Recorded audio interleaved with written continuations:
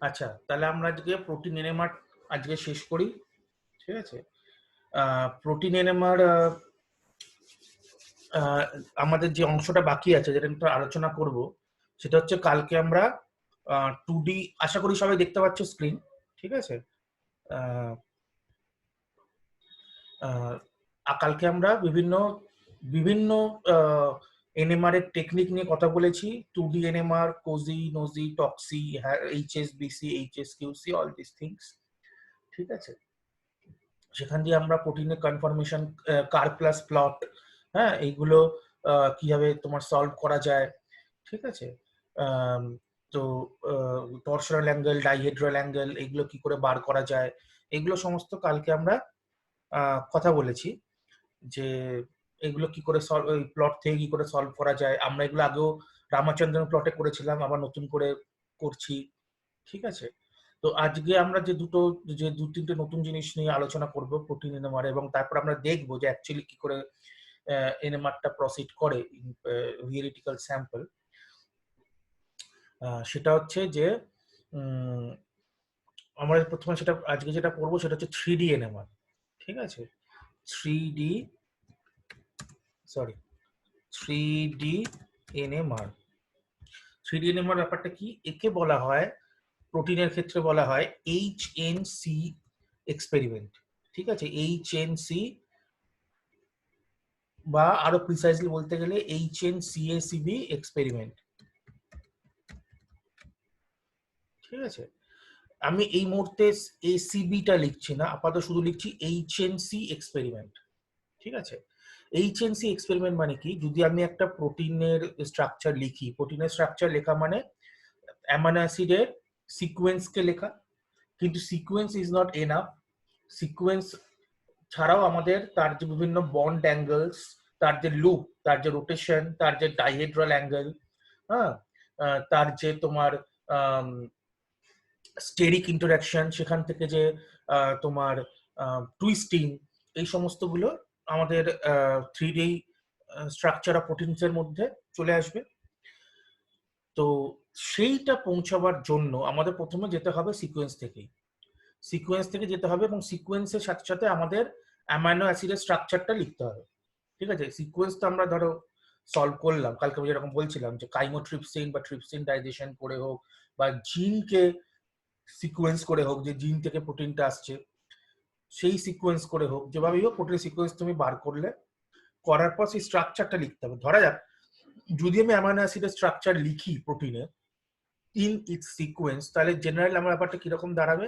ধরো আমার কিরকম হয়, NH, ঠিক আছে, CO, সরি, NH CO, তারপরের যে কার্বনটা থাকে সেটা হচ্ছে সি আলফা। ঠিক আছে? আবার এইদিকে থাকবে হচ্ছে তোমার ধরো এখানে থাকবে সি আলফা, তারপরে আবার থাকবে হচ্ছে CO, তারপরে NH। এটা থাকবেই, কারণ অ্যামাইনো অ্যাসিডের কনজুগেশন হলেই তোমার এই CO NH বন্ড যেটা, এটা তৈরি হয়ে যাবে। This CO NH bond is the property of any protein residue because of formation of the peptide bond. This is the peptide bond. আর তার অ্যাডজাসেন্ট কার্বনটাকে বলছি আলফা কার্বন।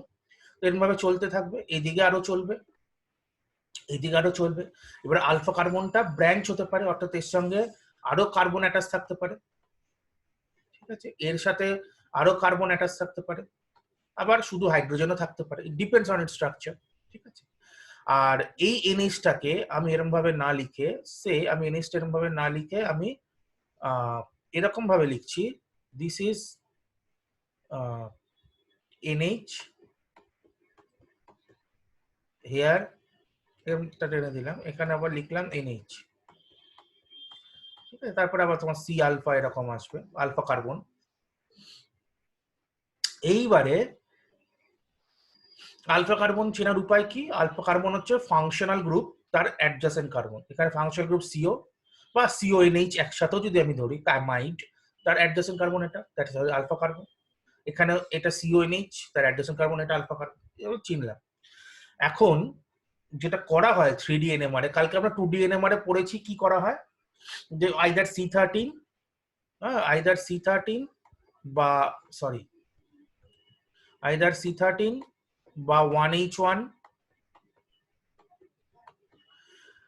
এই আইসোটোপ গুলোকে অ্যানালাইজ করা হয়, কারণ যেগুলো হচ্ছে তোমার এনএমআর সিগন্যাল দিতে পারে, এই ধরনের আইসোটোপ, এইগুলোকে যখন তুমি অ্যানালাইজ করছো, তখন যদি তুমি শুধু স্কেলিটনে অ্যানালাইজ করো তাহলে হচ্ছে 1D এনএমআর, তাহলে তুমি স্কেলিটনটা শুধু পাবে।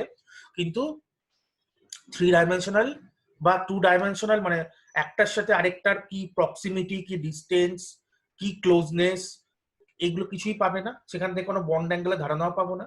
তো এইটা যদি আমি রিল্যাক্সেশন দিয়ে করি, রিল্যাক্সেশন টাইম বা স্পিন রিল্যাক্সেশন বা স্পিন ল্যাটিস রিল্যাক্সেশন এগুলো দিয়ে করি, ওভারহাউজার এফেক্ট ইউজ করি, তাহলে আমি সারাউন্ডিং প্রোটনগুলোকে কামাতে পারবো, সারাউন্ডিং কার্বনগুলোকে কামাতে পারবো। বা যদি আমি N15 ইউজ করি, N15 আইসোটোপ লেভেলিং ইউজ করি এবং তারপরে যদি তোমার রিল্যাক্সেশন ইউজ করি, তাহলে সারাউন্ডিং যদি নাইট্রোজেন থাকে, নাইট্রোজেন গুলোকেও কাঁপাতে পারবো।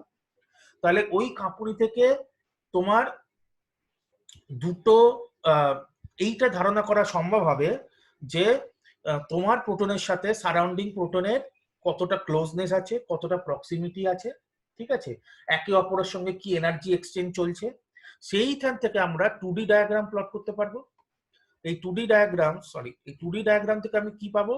2D ডায়াগ্রাম থেকে এই যে তোমার সারাউন্ডিং, অর্থাৎ এই এইচ এর সাথে যদি সারাউন্ডিং কার্বন তার এইচ এর যদি কাপলিং হয়, বা এই এইচ এর সাথে যদি এই সিও, ঠিক আছে, তারপরে এনএইচ, এই এইচ এর যদি কাপলিং হয়, বা তারপরে যেটা আলফা কার্বন, এরপরে যে আলফা কার্বন তার এইচ, এমন হতে পারে এই দুটো প্রোটনেরও কাপলিং হতে পারে। এটাকে শুধু যদি আমি স্কেলিটন এনএমআর করি 1D, তাহলে আমার মনে হবে ব্যাকবোন এটা এখান থেকে অনেক দূরে আছে।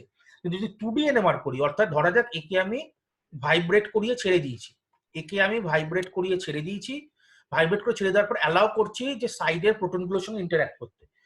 এইবারে যদি এর সাথে ইন্টারঅ্যাক্ট করে, তার মানে হচ্ছে যেটা চোখে দেখতে লাগছিল এটা অনেক দূর, বাস্তবে এটা কিন্তু অত দূর নয়। বাস্তবে এইটা হচ্ছে ক্লোজ প্রক্সিমিটিতে বসে আছে, তার জন্যই একে অপরের মধ্যে এনার্জি এক্সচেঞ্জ করতে পারছে, ঠিক আছে। তার ফলেই সেই ভাইব্রেশন কাম রিল্যাক্সেশন এটা তাদের মধ্যে হচ্ছে। আর যখন এদের মধ্যে এনার্জি এক্সচেঞ্জ হচ্ছে, অর্থাৎ রিল্যাক্সেশন করছে থ্রু এনার্জি এক্সচেঞ্জ, এর সাথে এই দুটো প্রোটনই ভাইব্রেট করছে। এই দুটো প্রোটনই ভাইব্রেট করলে দুটোই সিগন্যাল দেবে এবং দুটো সিগন্যাল এক জায়গায় ম্যাচ করবে, কারণ দুটো একে অপরের সঙ্গে এক্সচেঞ্জ করছে বা এনার্জি, সেই কারণে দুটো কোথাও একটা এনার্জি এক্সচেঞ্জ হচ্ছে দুটোর মধ্যে। তাই এই দুটোর মধ্যে এনার্জি এক্সচেঞ্জ, তাদের থেকে সিগন্যাল পাচ্ছে, ওই সিগন্যাল দুটো একে অপরের সাথে কোয়ালেস করে যাবে। ওই জায়গাটা আমরা কি পাবো? এরকম কন্টুর পাবো। আমি কালকেই বলেছিলাম যে এরকম দুটো অ্যাক্সিসে দুটোর আগে 1D এনএমআর নিয়ে নেব, তার প্রোটন পিক গুলো নিয়ে নেব, প্রোটন পিক গুলো নিয়ে নেওয়ার পরে, ঠিক আছে, ধরা যাক এই দিকটা তোমার 1H1 এর 1D এনএমআর, আর এই দিকটা ধরা যাক N15 এর 1D এনএমআর। তাহলে এইখানে যে আমি NH যদি করি, তাহলে NH যদি আমি 2D এনএমআর করি, তাহলে এইখানে অফ দ্য ডায়াগোনাল যদি পিক হয়, প্রথমত ডায়াগোনালের উপর পিক হলে সেটা নেওয়া যাবে না, কারণ ডায়াগোনাল পিক মানে self proton interaction. Of the diagonal peak মানে আমাকে এক্সট্রাপোলেট করে দেখে নিতে হবে দুটো অ্যাক্সিসে কোন প্রোটনের সাথে সেকেন্ড কোন হেটেরো অ্যাটম বা সেকেন্ড কোন অ্যাটমের ইন্টারাকশন হচ্ছে, তাহলে সেই দুটো ক্লোজ আছে। তাহলে দেখতে যতই দূর লাগুক, অ্যাকচুয়ালি সেই দুটো ক্লোজ। কি করে ক্লোজ হলো? মাঝখানে তো এতগুলো অ্যাটম বসে আছে, তাহলে এটা ক্লোজ কি করে হলো? তার মানে নিশ্চয়ই এখানে কোনো লুপ ফরমেশন হয়েছে, তার মানে এখানে নিশ্চয়ই কোনো লুপ বা টার্ন ফরমেশন হয়েছে। সেই জন্য এটা বেঁকে, এটা একটা রাস্তা যেরকম বেঁকে গেলে কাছাকাছি আসে, ঠিক তেমনি এটা বেঁকেও এর কাছাকাছি এসছে। তার মানে এখানে নিশ্চয়ই কোনো লুপ বা টার্ন ফরমেশন আছে যেটা দুজনকে কাছাকাছি নিয়ে এসছে।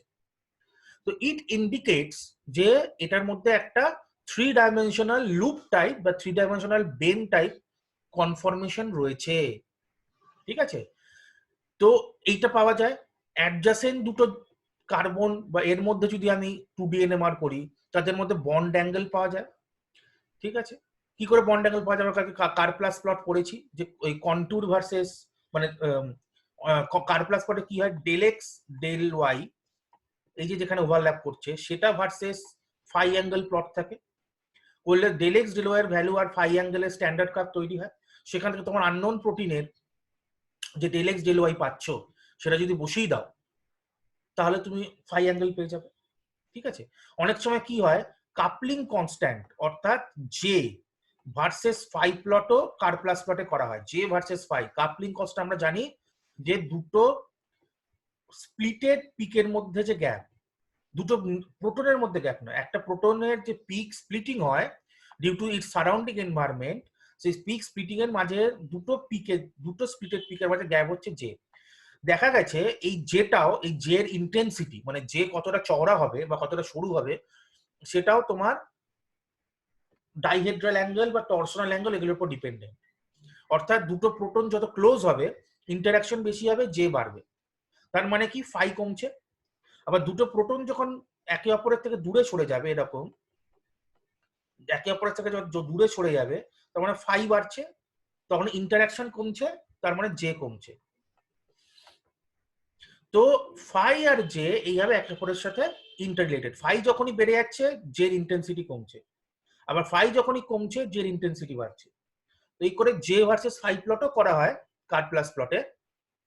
এবং সেই তুমি যদি জে কে নোট ডাউন করতে পারো এই তোমার 1D বা 2D এনএমআর থেকে যদি জে কে নোট ডাউন করতে পারো, হ্যাঁ, তাহলে জে ভার্সেস ফাই প্লট থেকেও একটা টরশনাল অ্যাঙ্গেল বা ডাইহেড্রাল অ্যাঙ্গেল কে পাওয়া সম্ভব, এবং সেখান থেকে প্রোটিনের ওখানে কিরকম টুইস্ট আছে বা বেন্ড আছে সেটাকে আইডেন্টিফাই করে নেওয়া যায়। ঠিক আছে, এইখানে এইগুলোকেই অ্যাডপ্ট করে যেটা করা হয়, বা 3D এনএমআর এইগুলোই অ্যাডপ্ট করা হয়। 3D এনএমআর এর ব্যাপারটা হচ্ছে দুদিক, 2D এনএমআরটা 2D এনএমআর মানে হচ্ছে ধরো শুধু দুটোর মধ্যে হচ্ছে, রাইট, মানে এইদিকে একটা আর এইদিকে একটা, সেটা এইদিকে নাইট্রোজেন হতে পারে, এইদিকে হাইড্রোজেন থাকতে পারে, হাইড্রোজেন ভার্সেস হাইড্রোজেন হলে আমরা বলি cosy, hydrogen versus carbon C13 হতে পারে। ঠিক আছে, C13 হলে হাইড্রোজেন ভার্সেস C13 হলে আমরা বলি HSQC, হ্যাঁ, HSQC। আবার কার্বন ভার্সেস কার্বন হতে পারে, মানে দুটো কার্বনের মধ্যে কিরকম ক্লোজনেস বেন টার্ম এগুলো আছে, তখন তো আমরা তাকে বলি HSBC, কালকে যেমন আলোচনা করছিলাম। কার্বন হাইড্রোজেন টোটাল সিস্টেমটার মধ্যে যদি কোরিলেশন অ্যানালিসিস করা হয় বাই টেকিং দ্য কন্ট্যুরস, সেটা হয়ে যাচ্ছে টক্সিক। এইবারে এইটা দুটোর মধ্যে করছি, any time I am doing in between two, hydrogen আর কার্বন, আর hydrogen versus hydrogen, carbon versus carbon, whatever. But এইটা যখন তিনটের মধ্যে করছি, দুদিকে দুদিকে যখন তিনটের মধ্যে করছি, তখন সেই প্লটটা কেবল একটি 2D এনএমআর দিয়ে করা সম্ভব হয় না, তখন আমাকে দুটো 2D এনএমআর প্লট করতে হয়। কি করতে হয়? দুটো 2D এনএমআর প্লট। একটা 2D এনএমআর প্লটে দেখো একটা প্লেন আছে XY plane, this is an XY plane. তাহলে দুটো 2D এনএমআর প্লট যদি আমি করি, সেটাকে এইরকম ভাবে আমি করতে পারি, একটা XY প্লেন করলাম, ঠিক আছে, এটা X ডিরেকশন, এটা Y ডিরেকশন, এটা Y, এটা Y ডিরেকশন। এই প্লেনে আমি দুটোর মধ্যে যে ইন্টারাকশন সেটাকে আমি কন্ট্যুর করতে পারি। ঠিক আছে, এরপরে এবার আমি জেড ডিরেকশনে যাচ্ছি। জেড ডিরেকশনে যদি যাই, তাহলে এই ডিরেকশনে এরকম যদি আমি কোনো প্লেন রাখি, আর এরকম যদি আমি কোনো প্লেন রাখি, এই দিকটা একটা প্লেন, ঠিক আছে, আর এই দিকটা একটা প্লেন, তাহলে এই প্লেন, এইটা হচ্ছে জেড, ঠিক আছে, এই ডিরেকশনটা জেড। তাহলে এই প্লেনটা কি হলো? এই প্লেনটা হচ্ছে YZ প্লেন। আর এই প্লেনটা কি হলো? এই প্লেনটা হচ্ছে XZ প্লেন। তাহলে YZ আর XZ যদি আমি ডিফাইন করে দিই, মানে তাহলে আমি একটা 3D, মানে এই দুটোর সাথে সাথে তিনটে বা চারটে অবধি কোরিলেশন আমি প্লট করতে পারি। এখানে দুটোর কোরিলেশন যখন প্লট করছি, আমি 3 বা 4-এর কোরিলেশনে প্লট করতে পারি। সেক্ষেত্রে আমি কি করব? এক্স মানে এক্স এর দিকে আমি যা নিয়েছি, ধরো এক্স এর দিকে আমি সে প্রোটন নিয়েছি, আর ওয়াই এর দিকে আমি C13 নিয়েছি। এবারে আমার প্রোটিনে নাইট্রোজেনও আছে, আমার প্রোটিন নাইট্রোজেন, যে কোনো প্রোটিনেই নাইট্রোজেন থাকবে, নাইট্রোজেন বিহীন প্রোটিন অসম্ভব, যেহেতু অ্যামাইনো অ্যাসিড রয়েছে। তাহলে হাইড্রোজেন, আমি এবার দেখতে চাইছি হাইড্রোজেন, যেহেতু নাইট্রোজেন আছে এখানে, আমি যেটা দেখতে চাইছি যে যেহেতু এখানে আমার নাইট্রোজেন রয়েছে, আমি দেখতে চাইছি যে হাইড্রোজেন কার্বন তো আমি বুঝলাম যে কিরকম ক্লোজনেস, প্রক্সিমিটি ইত্যাদি বুঝলাম, কোনো লুপ টুপ হয়েছে কিনা বুঝলাম, কিন্তু হাইড্রোজেন ভার্সেস নাইট্রোজেন কি হয়েছে, বা কার্বন ভার্সেস নাইট্রোজেন কি হয়েছে, তাহলে overall hydrogen versus carbon, hydrogen versus carbon versus nitrogen, এই টোটাল পিকচারটা আমি কি করে পাবো? আমি হাইড্রোজেন ভার্সেস কার্বন পাচ্ছি, হাইড্রোজেন ভার্সেস নাইট্রোজেন পাচ্ছি, বা কার্বন ভার্সেস কার্বন পাচ্ছি, কার্বন সিসি পাচ্ছি, কিন্তু তিনটেকে ওভারঅল কি করে পাবো? তাহলে আমাকে সবকটার সঙ্গে সবকটা দেখতে হয়। হাইড্রোজেনের সাথে নাইট্রোজেন, হাইড্রোজেন কার্বন দেখেছি, তাহলে এবার হাইড্রোজেনের সাথে নাইট্রোজেন দেখতে হয়, কার্বনের সাথে নাইট্রোজেন দেখতে হয়, সবই দেখতে হয়। সেটা আমি কি করে পাবো সেইটা? এবং এইটাতে সুবিধা হচ্ছে, এইটাতে তুমি চাইলে আরো ধরো কার্বন ভার্সেস কার্বন, সেটাও এই প্লেনে প্লট করতে পারো, কার্বন ভার্সেস কার্বন। ধরো C alpha C beta, alpha carbon আর বিটা কার্বনের মধ্যে কি ইন্টারাকশন, সেটাও তুমি এখানে কোনো একটা প্লেনে প্লট করতে পারো। তাহলে এইবারে সবকিছুকে আমি প্লট করার জন্য এই জেড প্লেনটা ইউজ করছি। কেমন করে? ধরা যাক এক্স এ আমার প্রোটন রয়েছে, ঠিক আছে, ধরা যাক এক্স এ আমার প্রোটন রয়েছে, ওয়াই তে আমার কার্বন রয়েছে। এইবারে জেড এই অ্যাক্সিসে, এই তার মানে এই দিকে কি রয়েছে, এইদিকেও কার্বন রয়েছে, যেহেতু এটা ওয়াই। আমি সিম্পল বোঝাচ্ছি, এটা আরেকটু বেশি এলিমেন্ট ঢোকানো যায়, দরকার নেই, আমি নাইট্রোজেনকে জাস্ট নিয়ে আসছি এখানে। এবার তাহলে এইদিকেও কার্বন রয়েছে, আর এইটাও এক্স ডিরেকশন, এখানেও হাইড্রোজেন থাকবে, তাই রাইট? এইবারে জেড এ আমি এই ডিরেকশন, মানে জেড ডিরেকশনে আমি নাইট্রোজেন, জেড ডিরেকশনে ধরো আমি এটা গ্রিন দিয়ে করছি, ধরো জেড ডিরেকশনে আমি নাইট্রোজেনের 1D সিগন্যালকে প্লট করলাম। তাহলে আমি যখন 3D প্লট করব, আমি যখন মেশিনে 3D পিকচার নেব, 3D পিকচারকে আমি যখন আমি 3D পিকচার নেব, 3D পিকচারকে আমি কিরকম ভাবে ইনস্ট্রুমেন্টকে গাইড করছি, অর্থাৎ ইনস্ট্রুমেন্টকে কখন আমি হাইড্রোজেন হাইড্রোজেন ইন্টারাকশন গাইড করছি, বা হাইড্রোজেন কার্বন ইন্টারাকশন গাইড করছি, বা হাইড্রোজেন নাইট্রোজেন ইন্টারাকশন গাইড করছি, বা নাইট্রোজেন কার্বন ইন্টারাকশন গাইড করছি, সেই রকম ভাবে আমি কারেসপন্ডিং প্লট সেই রকম প্লেনে বসাতে পারি। ধরো আমি যদি মেশিনকে গাইড করি যে হাইড্রোজেন নাইট্রোজেন ইন্টারাকশন, তাহলে এই দিকটা হাইড্রোজেনের অ্যাক্সিস, এই দিকটা হচ্ছে নাইট্রোজেনের অ্যাক্সিস, ঠিক আছে? তাহলে এই প্লেনে আমার কন্টুর প্লট গুলো আমি করব। তাহলে এই প্লেনে যদি আমি কন্টুর প্লট করি, ঠিক আছে, এই প্লেনে যদি আমি কন্টুর প্লট করি, তাহলে এই প্লেনে কন্টুর প্লট থেকে আমি পেয়ে যাব হাইড্রোজেন আর নাইট্রোজেনের মধ্যে কি নেবারিং এনভায়রনমেন্টে যে হাইড্রোজেন নাইট্রোজেন তার মধ্যে ইন্টারাকশন আছে। সেখান থেকে হাইড্রোজেন নাইট্রোজেনের স্টিরিওকেমিক্যাল বা স্টিরিও আইসোমারিক যে কনফরমেশন বা তোমার 3D যে কনফরমেশন, সেটা আমি বসিয়ে দিতে পারবো।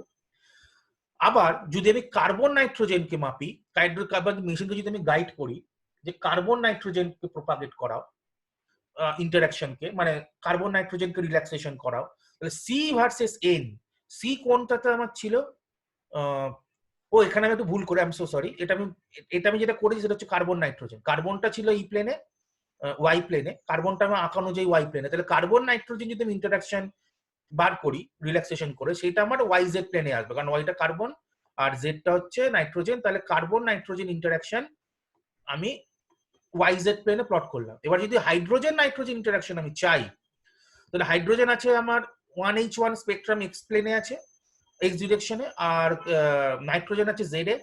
তাহলে এক্স জেড যে প্লেন, এই যেটা প্লেন, এই প্লেনে যদি আমি কন্টুর বসাই, ঠিক আছে, এই প্লেনে যদি আমি কন্টুর বসাই, তাহলে এই প্লেনে আমি যদি হাইড্রোজেন নাইট্রোজেন ইন্টারাকশন করি, তাহলে আমার এক্স জেড প্লেনে কন্টুর আসবে। আমি যদি মেশিনকে দিয়ে হাইড্রোজেন নাইট্রোজেন ইন্টারাকশন করাই, রিল্যাক্সেশন করাই, সেই সিগন্যাল যদি আমি নিই, তাহলে আমার এই প্লেনে প্লট আসবে, এক্স জেড প্লেনে।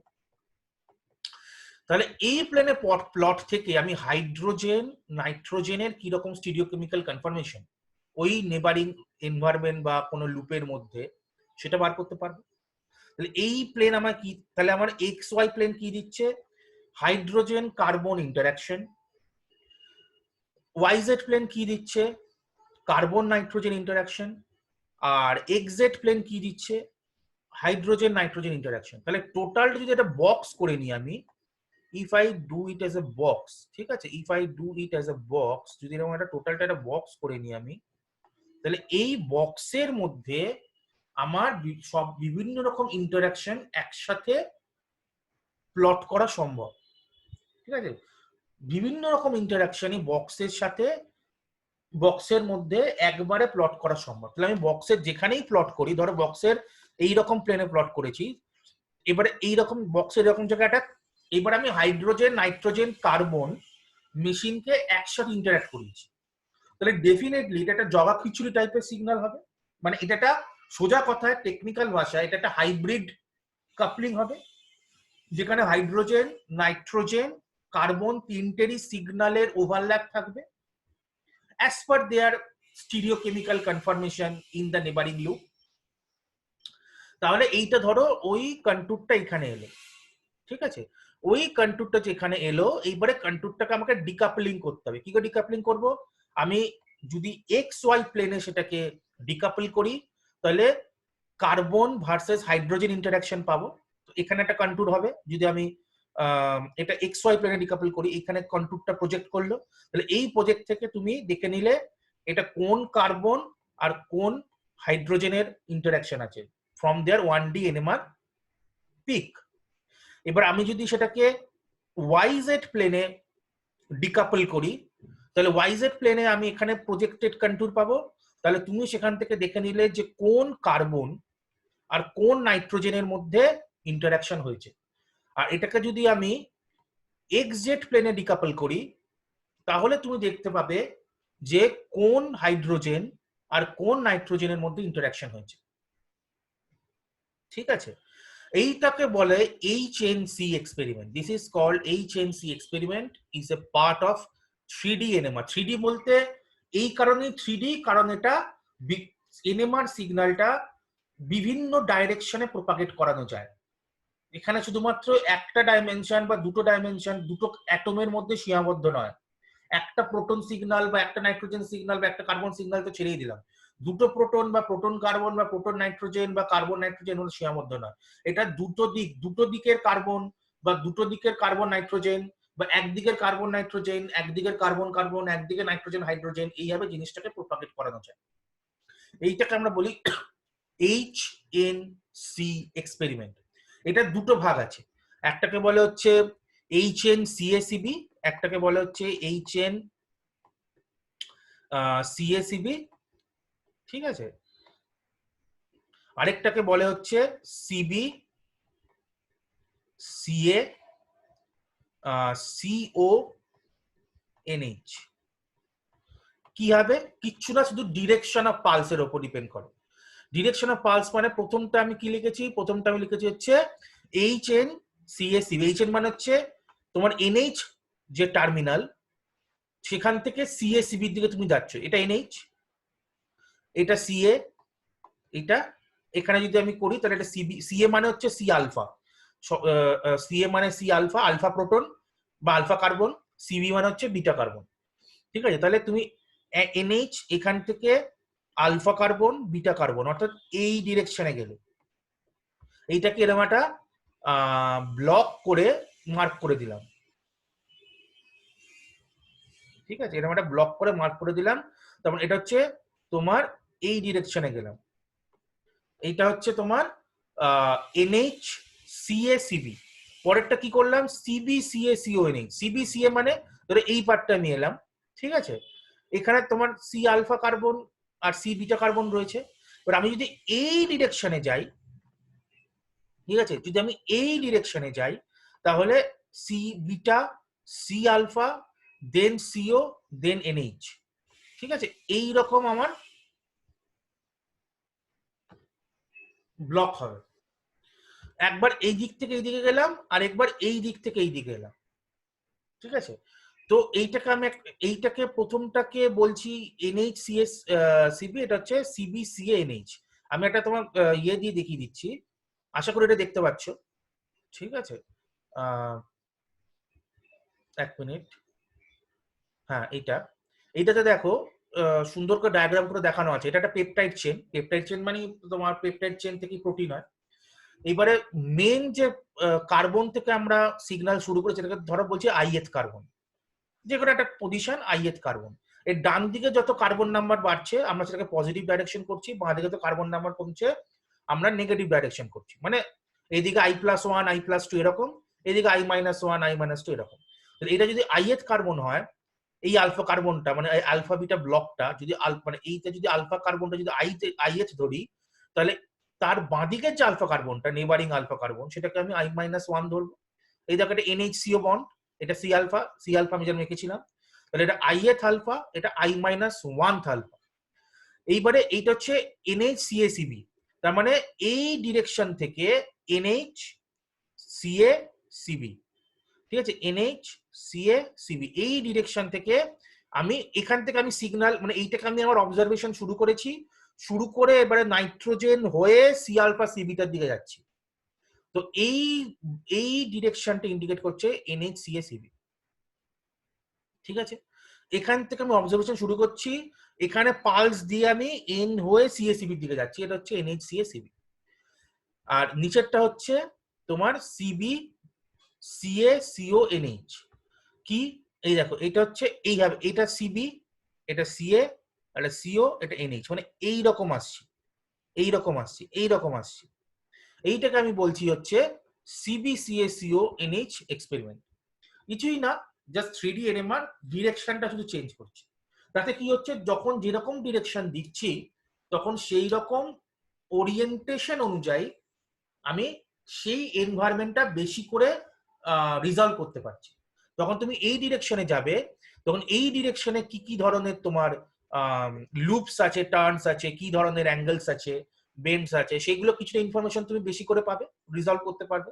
আবার যখন তুমি এইরকম ডিরেকশনে আসবে তখন তুমি এই ডিরেকশনে কি কি লুপস আছে, বেন্ডস আছে, টার্নস আছে, সেই ডিরেকশনটা তুমি বেশি করে রিজলভ করতে পারবে, ঠিক আছে। So this is just one thing in two directions, nothing else, ঠিক আছে। এইটা একটা 3D NMR এর ইম্পর্টেন্ট এক্সপেরিমেন্ট দেখানো ছিল। এই দেখো ওরা এরকম বক্স প্লট করেছে, ওর এই জায়গায় কন্টুর গুলো পেয়েছে, কন্টুর গুলো পেয়ে এইরকম ডিফারেন্ট প্লেনে, এই দেখো এই দিকটা নাইট্রোজেন প্লেন করেছে N15, এই দিকটা প্রোটন প্লেন করেছে, এই দিকটা কার্বন প্লেন করেছে। এবার এইটাকে বিভিন্ন প্লেনে ওরা ডিকাপল করেছে, করে তুমি এই যে এই একটা ডিকাপলিং, এটা একটা 2D প্লেন, এখানে ডিকাপল করেছে, এটা একটা 2D প্লেন, এখানে ডিকাপল করেছে। তো এরকম ভাবে ডিকাপল করে করে তুমি তার কারেসপন্ডিং কোন প্রোটনের সাথে কোন কার্বন বা কোন কারোর সাথে কোন নাইট্রোজেন, এগুলোকে আমি যেরকম বোঝালাম সেরকম ভাবে তুমি অ্যানালাইজ করে নিতে পারো, ঠিক আছে। এইটা একটা এইটা একটা গুরুত্বপূর্ণ পার্ট ছিল আমাদের। আচ্ছা, এরপরে আমরা যেটা আসবো, আবার সেই হোয়াইট বোর্ডটা ব্যাক করি। হ্যাঁ, এই যেটা এই জায়গাটা আমাদের গুরুত্বপূর্ণ বোঝা হয়ে গেছে। এরপরে আমাদের যেটা হেটেরোনিউক্লিয়ার ডিকাপলিং কালকে করিয়ে দিয়েছি, যে হাইড্রোজেনের সাথে নাইট্রোজেন পালস নিয়ে ডিকাপল করা, ঠিক আছে। হ্যাঁ, এইগুলো ইম্পর্টেন্ট, এই জায়গাগুলো হয়ে গেছে। এইবারে আমি একটা প্র্যাকটিক্যাল স্লাইড থেকে দেখাই। হ্যাঁ, এখানে আরেকটা জিনিস আছে বলে দিই, একটাকে বলা হয় ডাইপোল,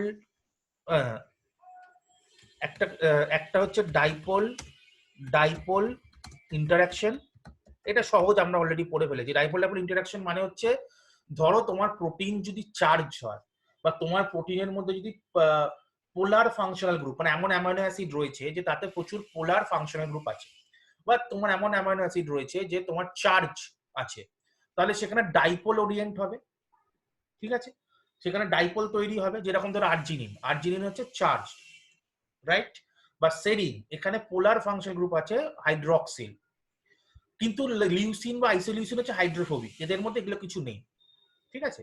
তাহলে লিউসিন বা আইসোলিউসিন কোনো ডাইপোল তৈরি হচ্ছে না, কিন্তু সিরিন বা আর্জিনিন বা ধরো অ্যাসপার্টিক অ্যাসিড, গ্লুটামিক অ্যাসিড, এগুলোর মধ্যে সিওএইচ টার্মিনাল আছে। তার মানে সেখানে সিওএইচ টার্মিনাল আয়নাইজ করছে, করে সেখানে তোমার মাইনাস আয়ন তৈরি করছে, দিয়ে যে H প্লাসটা হচ্ছে, H প্লাসটা কি করছে আবার, it is getting absorb by the N terminal to yield NH2 plus. তাহলে কার্বক্সিল টার্মিনাল মানে CO মাইনাস হচ্ছে, বাঁদিকে NH3 প্লাস হচ্ছে বা NH2 প্লাস হচ্ছে, সেখানে ডাইপোল তৈরি হচ্ছে। তাহলে পার্টিকুলারলি যদি তোমার প্রোটিনের মধ্যে ডাইপোলার অ্যামাইনো অ্যাসিড বেশি থাকে বা চার্জ অ্যামাইনো অ্যাসিড বেশি থাকে, তাহলে তুমি যখন এরকম হেটেরোনিউক্লিয়ার স্কেলিং করছো, এটাকে বলা হয় এইচএনসি, এটাকে বলে হেটেরোনিউক্লিয়ার স্কেলিং। কি বলে? হেটেরোনিউক্লিয়ার স্কেলিং, মানে তুমি স্কেল ডাউন করছো। তুমি স্কেল ডাউন করছো যে ব্যাকবোনটা কি রকম আছে, মানে কি রকম টুইস্ট আছে, কি রকম বেন্ড আছে, এটাকে বলা হচ্ছে স্কেলিং। এটাকে বলছি হেটেরোনিউক্লিয়ার স্কেলিং। হেটেরো নিউক্লিয়ার স্কেলিং, যখন হেটেরোনিউক্লিয়ার স্কেলিং করছো তখন যদি কোনো ডাইপোলার অ্যামিনো অ্যাসিড থাকে এবং তার সারাউন্ডিংসে যদি কোনো ডাইপোলার অ্যামিনো অ্যাসিড থাকে, দুটো অ্যামিনো অ্যাসিডই ধরো পোলার, তারা পরস্পরের মধ্যে ইন্টারঅ্যাকশন করবে। মানে normal proton to proton vibration তো হচ্ছেই, বা প্রোটন টু কার্বন বা প্রোটন নাইট্রোজেন ভাইব্রেশন তো হচ্ছেই, প্লাস ডাইপোল ভার্সেস ডাইপোল ইন্টারঅ্যাকশনও সেখানে একটা হচ্ছে। সেই ইন্টারঅ্যাকশনটা is stronger than the normal NMR signal. ওই ইন্টারঅ্যাকশনটা stronger than the normal NMR signal. ঠিক আছে? সেই ইন্টারঅ্যাকশনটা আলাদাভাবে কন্টুরে একটা স্ট্রং ব্যান্ড তৈরি করে, মানে ওই তোমার 2D ডায়াগ্রামে আলাদাভাবে একটা স্ট্রং ব্যান্ড তৈরি করে, যেটা যারা এনএমআর সায়েন্টিস্ট তারা বোঝে যে ওই স্ট্রং ব্যান্ডটা ডেফিনেটলি কোনো ডাইপোলার ইন্টারঅ্যাকশন থেকে তৈরি হয়েছে। ওই ডাইপোল ইন্টারঅ্যাকশন থেকে বোঝা যায় যে সারাউন্ডিংসে কোনো ডাইপোলস আছে, কোনো ডাইপোলার অ্যামাইনো অ্যাসিড এগুলো আছে কিনা, এবং সেখানেও কার্প্লাস প্লট করা যায়। ডাইপোল ডাইপোল ইন্টারঅ্যাকশনেও আমরা কার্প্লাস প্লট করতে পারি। মানে তোমার ওই কন্টুরের যে ইন্টেন্সিটি বা কন্টুরের যে জে ভ্যালু, হ্যাঁ, কন্টুরের যে ইন্টেন্সিটি বা তার যে del X del Y value বা তার যে জে ভ্যালু, যেগুলো তো প্যারামিটার আসছে, তার সাথে আমরা phi angle plot standard curve করতে পারি। এবং সেই স্ট্যান্ডার্ড কার্ভের হেল্প নিয়ে ওই ডাইপোল ভার্সেস ডাইপোল, মানে ওই ডাইপোলার অ্যামাইনো অ্যাসিড গুলো নিজেদের মধ্যে কি স্টিরিও কেমিস্ট্রি ফ্রেম করেছে, কি অ্যাঙ্গেল ফ্রেম করেছে, সেটাকেও পিক আউট করা যায়। ঠিক আছে? এটা বলে ডাইপোল ডাইপোল ইন্টারঅ্যাকশন। এটা সহজ, এটা তুমি বুঝতেই পারছো। আরেকটা জিনিস হচ্ছে বলে deuterium exchange technique. Deuterium deuterium deuterium exchange technique. এই জিনিসটা কি? ডয়টোরিয়াম এক্সচেঞ্জ টেকনিক হচ্ছে কিছুই নয়, ডয়টোরিয়াম এক্সচেঞ্জ টেকনিক হচ্ছে হাইড্রোজেন ডয়টোরিয়াম এক্সচেঞ্জ। এইটা কখন করা হয়? এইটা দুটো ক্ষেত্রে করা হয়। একটা হচ্ছে হাইড্রোজেন বন্ড প্রোটিনের কোথায় কোথায় আছে বার করা, আরেকটা হচ্ছে আমরা একটা জিনিস বলি সলভেন্ট অ্যাক্সেসিবল সারফেস এরিয়া। মানে প্রোটিনের একটা জিনিস বলি, সেটা হচ্ছে সাসা। সাসা মানে সলভেন্ট অ্যাক্সেসিবল সারফেস এরিয়া। এটা কি? একটা প্রোটিন যখন তুমি সলিউশনে দিচ্ছ, ধরো একটা যে কোনো প্রোটিন আমাদের সেলে আছে, তো রিসেপ্টর ফর্মে থাকুক, কোনো এনজাইম ফর্মে থাকুক, আমাদের সেলে আছে, তো পুরো প্রোটিনটাই কি ফাংশন করে, না প্রোটিনের একটা পার্টিকুলার ডোমেন ফাংশন করে? It is a question. কারণ প্রোটিনের যে ডোমেনটা ফাংশন করবে, আমাকে সেখানেই যাবতীয় কিছু ইঞ্জিনিয়ারিং বা ড্রাগ টার্গেটিং সেখানেই করতে হবে। এবার কোন ডোমেনটা ফাংশন করছে এটা বার করতে গেলে ইউজুয়াল, মানে এটা বার করার এরকম টেকনিক আছে, যেরকম তোমার বাইন্ডিং সাইট, তেমনি একটা জিনিস আছে সাসা। সাসা মানে প্রোটিনটাকে যদি, প্রোটিনটা কোথায় রয়েছে? আমাদের সেল ফ্লুইডে আছে, সাইটোসলে আছে।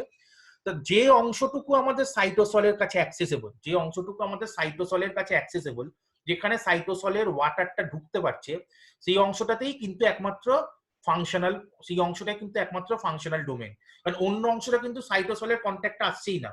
এই সাইটোসলের মধ্যে যাবতীয় মলিকুল, বায়োকেমিক্যাল এন্টিটিস, হরমোনস, আদার এন্টিটিস বা লিগ্যান্ডস, ড্রাগস, তার কন্ট্যাক্টটা আসতেই পারছে না। একমাত্র সেই অংশটুকুই কন্ট্যাক্টে আসছে যে অংশটুকু সাইটোসলের সাথে কন্ট্যাক্টে আছে, ডিরেক্ট অ্যাটাচমেন্ট, মানে সাইটোসল যাকে ভেজাতে পারছে, যেটাকে অ্যাক্সেস করতে পারছে, সেই অংশটুকুকে বলা হয়, ধরো এই অংশটা করতে পারছে, এই অংশটুকুকে বলা হয় সাসা, মানে সলভেন্ট অ্যাক্সেসেবল সারফেস এরিয়া। এই সাসাটা কোন অংশটুকু, এইটাকে বার করার জন্য আমাদের ডয়টোরিয়াম এক্সচেঞ্জ করতে লাগে। তাহলে একবার হাইড্রোজেন বন্ড বা ডয়টোরিয়াম এক্সচেঞ্জ করে আমরা এটা, হাইড্রোজেন বন্ড আমরা ডয়টোরিয়াম এক্সচেঞ্জ থ্রু দিয়ে বার করতে পারি, বা সাসাটা আমরা ডয়টোরিয়াম এক্সচেঞ্জ থ্রু দিয়ে বার করতে পারি। কি করে? এইটাকে, প্রোটিনটাকে নিয়ে ডয়টোরিয়েটেড ওয়াটারে ফেলে দেওয়া হয়। প্রোটিনটাকে নিয়ে ডয়টোরিয়েটেড ওয়াটার, আমরা নর্মাল ওয়াটারের ফর্মুলা কি জানি? H2O। ডয়টোরিয়েটেড ওয়াটারের ফর্মুলা হচ্ছে D2O। অর্থাৎ হাইড্রোজেনের জায়গায় ডয়টোরিয়াম দিয়ে রিপ্লেস করা হয়েছে, হেভি ওয়াটার, যেটা আমরা হেভি ওয়াটার বলি। ঠিক আছে? এই ডয়টোরিয়েটেড ওয়াটারের মধ্যে তুমি রিপ্লেস করে দাও, মানে ডয়টোরিয়েটেড ওয়াটার দিয়ে যদি তুমি প্রোটিনটাকে ভেজাও, তাহলে কি হবে? ধরো এবারে তুমি কল্পনা করো এখানে D2O আছে, তাহলে কি হবে, প্রোটিনে কি আছে, হাইড্রোজেন, আর জলে কি আছে, ডয়টোরিয়াম। তাহলে কি হবে, ডয়টোরিয়াম আর হাইড্রোজেনের মধ্যে ইন্টারঅ্যাকশন হবে। প্রোটিনে আছে হাইড্রোজেন, আর তোমার ফ্লুইডে আছে হচ্ছে ডয়টোরিয়াম, জলে আছে হচ্ছে ডয়টোরিয়াম। তাহলে কি হবে, ডয়টোরিয়াম হাইড্রোজেন ইন্টারঅ্যাকশন হবে। এইটাকে যদি সাফিসিয়েন্ট লং টাইম রেখে দেওয়া যায়, তাহলে ডয়টোরিয়াম যেহেতু হাইড্রোজেন থেকে মলিকুলার রেট বেশি, ওটা হাইড্রোজেনকে নকআউট করে বার করবে এবং এখানে নিজে ঢুকে যাবে। ডয়টোরিয়াম হাইড্রোজেনকে নকআউট করে বার করবে এবং নিজে এইখানে ঢুকে যাবে। এই করে যে অংশটা সলভেন্ট অ্যাক্সেসিবল, সেই অংশের মোস্ট অফ দ্য প্লেসেসে ডয়টোরিয়াম ঢুকে যাবে যদি তুমি সাফিসিয়েন্টলি লং টাইম ডয়টোরিয়ামে মানে ডয়টোরিয়েট ওয়াটারে রেখে দিই। তাহলে ডয়টোরিয়ামে ঢুকে গেলে প্রোটিনের মধ্যে সলভেন্ট অ্যাক্সেসিবল যে পোর্শনটা, সেখানে ডয়টোরিয়াম ঢুকে গেল। এইবারে তুমি এনএমআর না, এনএমআর নিলে তুমি বাকি প্রোটিনের থেকে এনএমআর সিগন্যাল পাবে, এই অংশ থেকে এনএমআর সিগন্যাল পাবে না। কেন এনএমআর সিগন্যাল পাবে না? কারণ ডয়টোরিয়ামের কোনো এনএমআর হয় না। ডয়টোরিয়াম হচ্ছে 1H2, এর কোনো স্পিন ম্যাগনেটিক মোমেন্ট